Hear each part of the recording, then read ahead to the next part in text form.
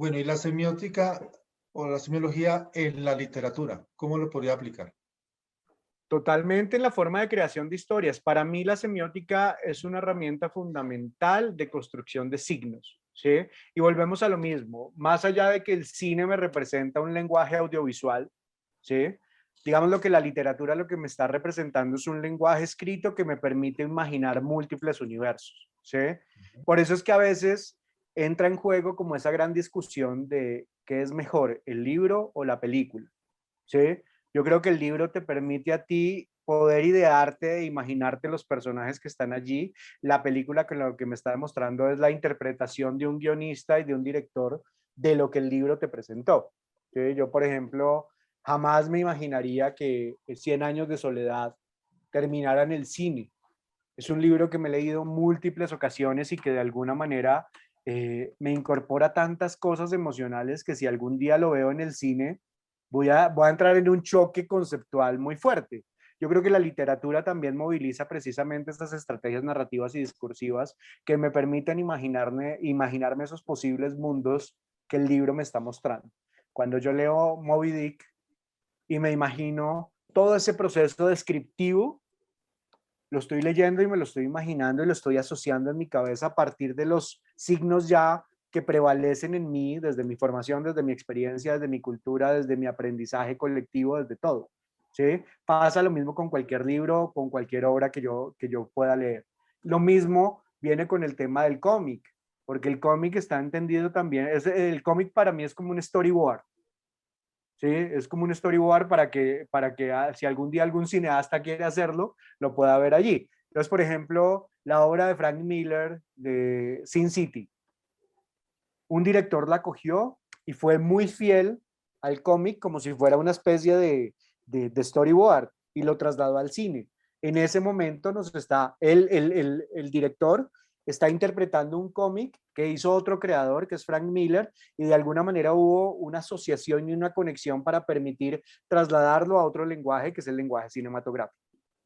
¿Sí? Yo creo que tiene que ver mucho con interpretaciones, creación de mundos posibles y formas en las cuales yo puedo contar historias. Supongamos que hay alguien aquí con nosotros que está escuchando tu exposición y dice, me enamoré de la semiótica. Este señor Andrés me cautivó con su teoría semiótica, con sus conocimientos de semiótica, y yo quiero empezar a pensar como un semiótico y quiero ver una obra de arte y decir, bueno, quiero empezar a analizar como si fuera un semiólogo, un semiótico. ¿Qué haría? ¿Cuál sería el primer paso para esa persona que nunca ha escuchado nada de semiótica, pero que quiere empezar a pensar como con términos semióticos?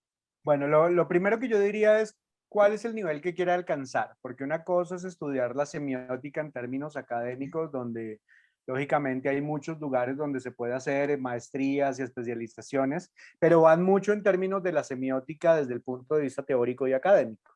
Ya si una persona quiere de alguna manera entender todo lo que nos está comunicando el mundo desde una obra de arte, desde una obra literaria, desde el cine, desde un performance o desde cualquier expresión, yo le recomendaría a esta persona que empezara a ser muy observadora y que empezara a ver en los detalles este detalle que puede implicar dentro de una historia general. Sin necesidad de irse a la semiótica dura, a la teoría dura, es simplemente convertirse en observador. Pensémoslo desde el punto de vista discursivo. Yo veo un discurso político. No vamos a hablar de política, pero vamos a hablar del ejemplo del discurso político. Yo puedo determinar a partir de los detalles cuáles son las intenciones que puede tener un político en sus dicciones, en sus palabras repetitivas, en su lenguaje corporal, en la forma en que mira a las personas, en el tema de la entonación de las palabras, y es simplemente convertirse en una persona detallista. Yo soy una persona que desde niño he sido muy detallista. A mí me gustan los detalles, me gusta observar mucho. Yo llego a un lugar y empiezo a mirar, bueno, en este lugar hay más colores que otros colores, las personas se visten de tal manera, hay tal presencia de tales discursos, existen tales afiches que me están contando algo, la fotografía, si yo llego a un lugar, por ejemplo, un espacio abierto, y de pronto veo muchas vallas publicitarias, veo que me indican esas vallas publicitarias, porque todo eso son signos de reconocimiento que al final de cuentas me permiten interpretar el mundo donde yo estoy. Quieren de alguna manera entender ese universo simbólico que tenemos, sean detallistas y aprendan a interpretar el mundo con eso. Y se arriesguense a interpretar el mundo, vayan a un museo y en el museo miren la obra y traten de analizarla más del tema completo de la obra, traten de ver parte por parte, dividan la obra por cuadrantes o dividan la obra por personajes o por colores y traten de imaginar qué puede significar. Cuando uno hace eso, termina convirtiéndose en un observador. Yo salgo a la calle, por ejemplo, a pasear a mi perro y todo el tiempo voy mirando qué está a mi alrededor, cómo caminan las personas, qué tipo de información hay en los edificios donde yo estoy, el parque que me está contando, el clima que me está contando, todo lo que influencia directamente mi entorno me permite ser detallista y hacer una lectura y una interpretación de ese mundo. Quieren ser, de alguna manera, utilizar la semiótica para vivir el mundo, para contar historias, sean detallistas. Sería O sea como que mi mayor recomendación. la semiótica me ayuda a entender la realidad. Por lo menos no sé si a entenderla, pero a interpretarla, porque no todo el mundo entiende la realidad de la misma manera y la realidad depende de los zapatos donde la veas.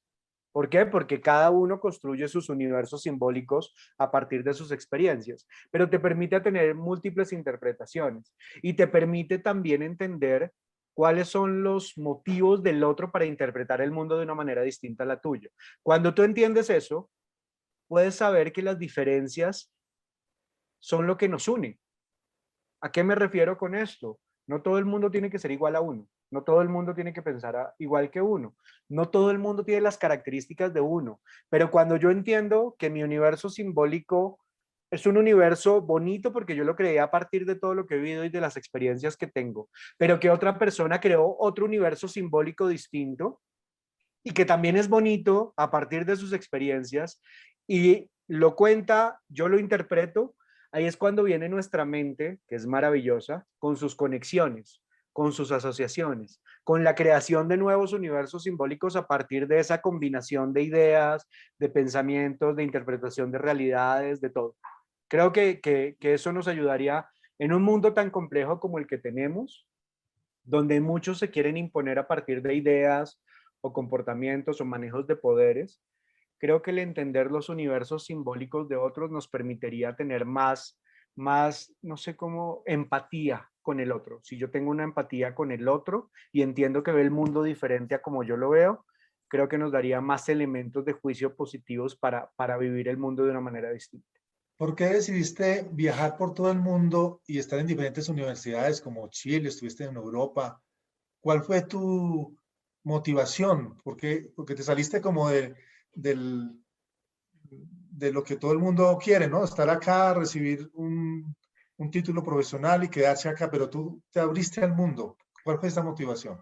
Hay varias cosas. La primera de ellas, abrirme al mundo, habla de conocer personas y conocer experiencias distintas y conocer el mundo de otra manera. Sí, en los últimos años yo me dediqué a viajar solo y eso es una de las cosas que mucha gente no disfruta, aprender a tenerse y a conocerse dentro de su propia soledad. Es algo maravilloso, aprender a abrirse a que puedo conocer personas de otro mundo, a que puedo compartir experiencias, a que puedo arriesgarme a caminar por algún lugar y entender cómo se representa este lugar. Y definitivamente, si yo tuviera la posibilidad de seguir viajando y conociendo más lugares, más culturas, más personas, sería como mi sueño maravilloso. Digamos, lo que la excusa mía fue ir a estudiar, pero el ir a estudiar a otros países lo que me abrió fue la mente y me sacó de una burbuja, porque uno vive en burbujas. Este es un concepto de Terence Hall que se llama la burbuja proxémica. Yo vivo como en burbujas en las cuales, dependiendo de los niveles de confianza, voy ampliando la burbuja o voy cerrando la burbuja. Digamos lo que en Colombia, con todas las situaciones sociales, políticas, culturales que tenemos, la burbuja de tolerancia de nosotros es muy pequeña. No permitimos que muchas personas se acerquen, tratamos de protegernos, porque sabemos que si nos abrimos puede pasar algo más, que no es tan cierto al final de cuentas, porque cuando uno se abre conoce personas maravillosas que también tienen sueños, proyecciones, ideas, formas de expresión totalmente diferentes. ¿Qué fue lo que hizo qué fue lo que me permitió el viajar y convivir con otras personas? Vivir experiencias y abrir esa burbuja de tolerancia para abrirme al mundo, para saber que puedo viajar solo y que puedo conocer personas, para saber que me puedo tolerar a mí mismo y que puedo de alguna manera, cuando me tolero a mí mismo y me conozco a mí mismo, puedo salir a conocer el mundo y aprender de él. Para mí es maravilloso y cuando me fui a Argentina, cuando me fui a Perú, cuando me fui a Europa, cuando recorrí lugares, a veces cogía y estudiaba toda la semana y el fin de semana elegía un país al azar y me iba a viajar a ese país al azar sin conocerlo, pero a caminarlo, a perderme, a hablar con la gente, a que si no hablaba el idioma, utilizar otros recursos para hacerme entender. Y eso es maravilloso. O sea, perderme en Alemania y tratar de hablar inglés con un alemán, o perderme en Estambul, o perderme en Portugal, para mí ha sido la experiencia más significativa de vida porque es lo que me ha dado un mayor aprendizaje y una mayor apertura cultural.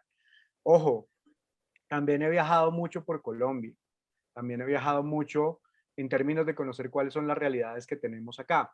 Te cuento que el año pasado estuve en un proyecto increíble donde fui el artista del proyecto. Este proyecto se llamó La Comadre, Resiliencias y Resistencias de la Mujer en Colombia, víctima del conflicto en Colombia, víctima de la migración. Y nos tocó ir a 6 lugares aquí en Colombia, donde íbamos a hablar con mujeres víctimas de violencia y de migraciones forzadas o de desplazamientos forzados por la violencia, que habían sufrido violencia sexual, que habían sufrido violencia física, que se habían muerto sus personas queridas o que les habían reclutado a sus hijos y les había tocado huir de su territorio, perdiendo su identidad, perdiendo sus rituales, su vida. Y a mí me tocó viajar a Buenaventura, a Tumaco, a Cali, a Cartagena, a Soacha, y creo que me faltaba uno, pero íbamos allá a lugares muy pobres, donde a mí me tocaba hablar con las mujeres para que me contaran historias, interpretar esas historias y convertirlas en obras de arte. El año pasado, en el Centro de Memoria, antes de la pandemia, hubo una exposición de 18 de mis obras que contaban historias de mujeres que aún siendo víctimas de la violencia, soñaban con tener un mejor país y mejores oportunidades. Entonces, mira que no es solo el viajar por el mundo, sino dentro de Colombia también he podido viajar y vivir esas otras realidades que a mí no me tocan. Porque hoy estamos hablando desde la comodidad de nuestras casas, pero hay gente que no tiene esa comodidad. Y cuando uno habla con ellos, también interpreta que hay otros mundos. Y eso es lo bonito del poder viajar, del poder conocer, del poder compartir. Yo creo que la experiencia que tuve aquí en Colombia, vi con esos viajes, también en la última ciudad que fuimos fue a Quibdó. Hoy en día se hace como una exposición itinerante virtual, pero conocer a estas mujeres también me dio una posibilidad de sensibilizarme frente a las situaciones que ocurren aquí en Colombia. Cuando viajo a Europa, camino y veo otras realidades, también aprendo mucho de ellas. Yo creo que es el aprendizaje que uno puede tener con la experiencia, que se lo recomiendo a todo el mundo. Una cosa que le recomiendo al mundo, que a todos tus oyentes o a todas las personas que ven esta revista, es aprendan a viajar solos. Uno también a veces es muy dependiente del otro. Aprendan a caminar solos, a viajar solos, a entender el mundo y abrirse a otras experiencias maravillosas. Yo creo que eso también le ayuda a uno a entender y a vivir de otra manera diferente. Bueno, no quiero decir de que tu obra principal es la de Superman. No sé, puede ser o como no puede ser. ¿Cuál es la obra que te ha cautivado? ¿Es Superman o es otra? Y porque uno tiene un momento en que siente que se siente realizado realmente, que una obra lo tocó, le tocó el alma. A algunos les gusta otras cosas, pero uno siempre le guarda un cariño, un respeto a una obra en especial. Por ejemplo, tuve la oportunidad de hablar con tu señora madre, eh, Isabel, y ella le encantó una obra que la tiene en la sala, y es una obra magnífica, de un colorido espectacular. Y ella dice que ella vibra con esa obra, cuando la vio, se enamoró de ella. Entonces, explícanos, por favor, ¿Cuál es tu obra favorita y por qué a tu mamá le impactó tanto esa obra que tienes en la sala? Para mí, digamos lo que hay muchos momentos donde yo me descubrí como artista. La obra que tengo en la casa de mi madre es una obra que hice en óleo. Fue la primera vez que me enfrenté a un lienzo tan grande de 2 metros por 1 metro. Y simplemente esa fue una obra distinta porque no tuve boceto previo. ¿A qué me refiero con esto? No pinté en lápiz sobre el lienzo antes para pintar, sino que me paré a dejar que la espátula y el óleo fueran marcándome el camino. Y resultó, terminó siendo una mujer acostada, como pensando en su vida, pensando en lo que hubiera podido ser, pensando en las cosas mínimas o máximas que pudo haber logrado, pero también pensando en su ritual, en cómo disfrutaba la vida. Y ese color creo que fue lo que me representó absolutamente todo. Es una obra bellísima que se la di a mi madre en una Navidad, como su regalo de Navidad, porque sabía que a ella le iba a impactar mucho. Esa fue una obra que me gustó mucho. Pero hay una obra que para mí también marcó un nuevo camino, que es un nuevo camino interpretativo del mundo, que tiene que ver con una obra que se llama Abandonada en la profundidad de sí misma. Es una obra que tengo en mi cuarto, que es una mujer cayendo en el mar hacia la profundidad. Es una mujer que se enfrenta como a sus demonios, que se enfrenta como a su propia vida, que se enfrenta con esa dificultad de ser mujer en un mundo destinado o realizado para hombres, que es bastante complejo, pero que aún así sobrevive y que aún así se proyecta y que aún así vive normal y que vive bien y sigue luchando por todo. Esa obra para mí es increíble y lógicamente la de Superman, porque es que la de Superman termina siendo como un homenaje a ese gran amigo, a esa gran amistad que estuvo en mi vida, que me enseñó muchas cosas, que se fue porque un accidente le quitó la vida, pero que sigue el recuerdo. Es como Milán Kundera decía, esa inmortalidad no es el hecho de vivir por siempre físicamente, sino el hecho de que lo recuerden a uno por siempre por lo que ha hecho.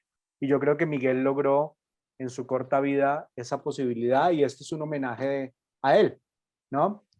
Digamos lo que esas tres obras tienen un significado especial para mí, pero toda obra también lo tiene, ¿no? Toda obra también es una crítica para eso. Por ejemplo, aquí tengo una, no sé si la alcanzas a ver. Ajá, ahí Sí, está. te mandaré La la cabaña. foto. Sí, Sí. claro. El otro es un beso en un metro de Barcelona. En este momento estoy desarrollando esta que es más pequeñita, que es como un encuentro de personajes en una plaza. Entonces, cada obra tiene su proceso y cada obra al final de cuentas tiene un significado para mí. Sí, yo creo que va más por ese lado. Pero la que tiene mi madre, de la mujer acostada, es increíble. La que te digo de la mujer ensimismada y esa mujer abandonada en la profundidad de sí misma, que es el nombre que le dio hasta ahora, es totalmente significativa. Y la obra de Superman, para mí representa mucho, Ok. totalmente.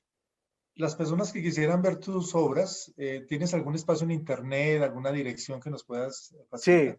por supuesto que sí. Mi página en internet es camaleonenojadoart.com y en Instagram me pueden seguir como @camaleonenojado porque allí también monto muchas de mis obras. Sí, mucho de mi trabajo lo monto ahí, pero mi Instagram también tiene otra gran función que es un repositorio de detalles. Lo llamo así porque es como el lugar donde yo monto todo lo que observo del mundo y lo que me llama la atención. Que esa es la invitación que les hice hace un rato.